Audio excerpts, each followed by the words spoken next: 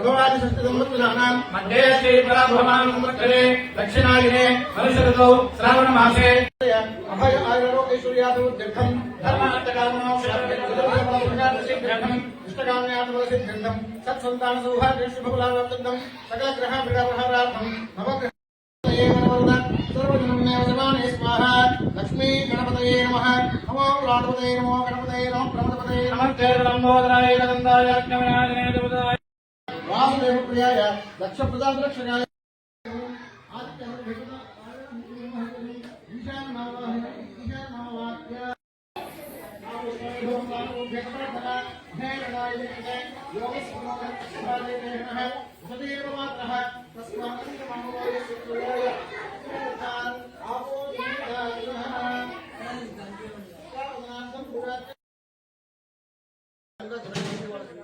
ఈ బాధ్యత ఒక్కరి మీద పెట్టుకుంటే కాదు కాబట్టి ప్రతి ఒక్కరూ కూడా ఈ భాగంలో ఈ యొక్క సేవలో తమ యొక్క భాగం పాల్గొంచుకుని వారందరూ కూడా ఈ భగవత్ కైంకర్యంలో పాల్గొనడం వల్ల వారందరికీ కూడా ఈ ఆలయం నిర్మాణం చేసేటువంటి ఫలితంతో సమానమైన ఫలితం అందరూ కూడా పొందుతారు.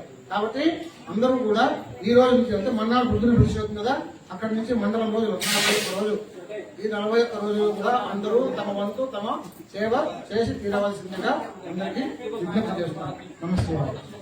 శివరూపాయ విష్ణవే శివశ్చ హృదయగం విష్ణు విష్ణోశ్చ హృదయగం శివ అంటే ఈశ్వరుడికి విష్ణువుకు భేదం లేదు. అట్లాగే కడప నగరంలో నగర శివార్లలో ఉన్నటువంటి ఈ తిలక్ నగర్ నందు గత 27 సంవత్సరాలుగా సాయిబాబా దేవస్థానం ఒకటి శివప్రసాద్ రెడ్డి వాళ్ళు వారి తండ్రి గారు శివారెడ్డి గారు నిర్మించి ఉన్నారు.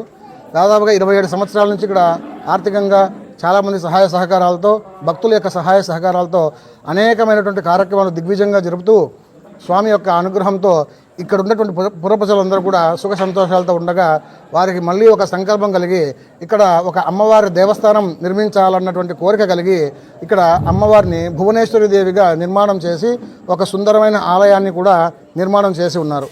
ఆ అమ్మవారి ఆ ఆలయం కూడా దాదాపుగా 16 సంవత్సరాల నుంచి ఇక్కడ నిర్మాణం జరిగి అమ్మవారికి ప్రతి పౌర్ణమి నాడు అమావాస్య నాడు దసరాల్లో శ్రావణ మాసంలో చండీ హోమాలు ఇట్లా వివిధ సేవలు కైంకర్యాలు చేస్తూ దిగ్విజయంగా అందరి యొక్క సహాయ సహకారాలతో అన్ని యొక్క కార్యక్రమాలు జరుపుతూ ఉన్నారు. ఇక్కడ వారికి ఒక ఉన్నతమైనటువంటి సంకల్పము ఆశ కోరిక 3 కలిగినాయి. ఏమిటి అంటే వారికి ఒకరోజు స్వప్నంలో ఈశ్వరుడు కనిపించి నాకు ఒక ఆలయం నిర్మాణం చేయండి నాయన, ఇక్కడ కేవలం అమ్మవారి యొక్క ఆలయం మాత్రమే ఉండకూడదు, శక్తితో పాటు ఈశ్వరుడు కూడా ఉండాలి అనేటువంటి సంకల్పం వారికి కలిగేట్టుగా ఒక స్వప్నంలో రాగా వారి యొక్క ఆ స్వప్నాన్ని సాక్షాత్కారం చేసుకోవడానికి ఆ శివారెడ్డి వారి యొక్క కుమారుడు ఆ శివప్రసాద్ రెడ్డి అనేటువంటి వ్యక్తి తన యొక్క సహాయ సహకారాలతో బంధుమిత్రులతో అందరితో కలిసి ఒక శివాలయాన్ని నిర్మాణం చేయాలని సంకల్పం చేసుకున్నారు.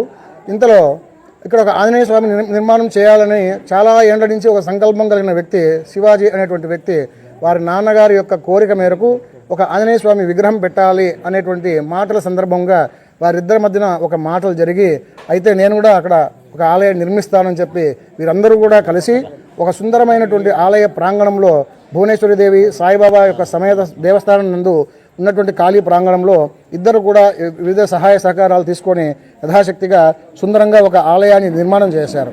ఆ ఆలయ నిర్మాణంలో భాగంగా ఇక్కడ రేపు ఆదివారం రోజున ఇక్కడ ప్రతిష్ఠ జరుగుతున్నది. ఇక్కడ ఆంజనేయ స్వామి వారికి అలాగే ప్రసన్న ఉమామహేశ్వరుడు నామకంతో ఉమామహేశ్వరుడు అనేటువంటి నామధేయంతో స్వామివారిని ప్రతిష్ఠ చేస్తున్నారు. ఆ ప్రతిష్ఠ ఇందులో విశేషం ఏమిటి అంటే ఆ చేసేటువంటి లింగమును నర్మదా నదిలో నుంచి తీసుకొని వచ్చారు వీళ్ళు.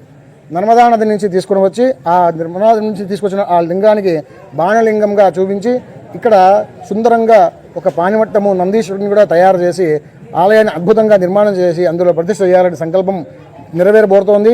ఆ కార్యక్రమంలో భాగంగానే ఈరోజు ఉదయము గణపతి పూజ, పుణ్యాహవాచనము, ఋత్విక్వరణము, మృత్యంగ్రహణము, అంకురార్పణ ఇవన్నీ జరిగినాయి.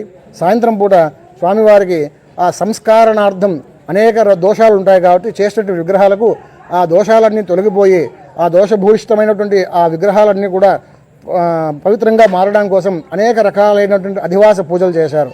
అందులో భాగంగానే జలాదివాసము, శయ్యాదివాసము, ఫలాదివాసము, ధాన్యాదివాసము, పుష్పాదివాసము ఇలా అనేక రకాలైనటువంటి అధివాస సంస్కరణలు పూర్తి జరిగాయి. రేపు ఉదయం స్వామివారికి ఇక్కడ ప్రతిష్ఠ జరిగేటువంటి మూలవర్లందరికీ కూడా పైన ఆవాహన చేసేటువంటి కలశాలన్నిటి కూడా మూలమంత్రములతో స్వాహాకార హోమాలన్నీ కూడా ఉంటాయి.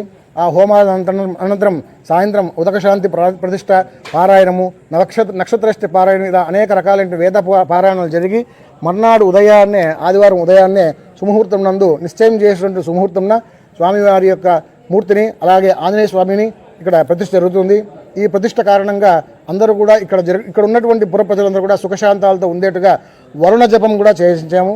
కావున సస్యశ్యామలంగా అందరూ సువృష్టిగా ఉండి అనావృష్టి నివారణ జరిగి అందరూ కూడా సుఖ సంతోషాలతో ఉండేట్టుగా ఈ ఆలయ నిర్మాణం జరుగుతుంది. కావున 50 మంది భక్తాదులందరూ కూడా విచ్చేసి స్వామివారి యొక్క కైంకర్యంలో పాల్గొని తమ వంతు శక్తి సహాయ సహకారములు అందించి స్వామివారి యొక్క కృపకు పాత్రలు అవుతారని చెప్పి అందరినీ మనస్ఫూర్తిగా కోరుకుంటున్నాం. ఓం నమః శివాయ.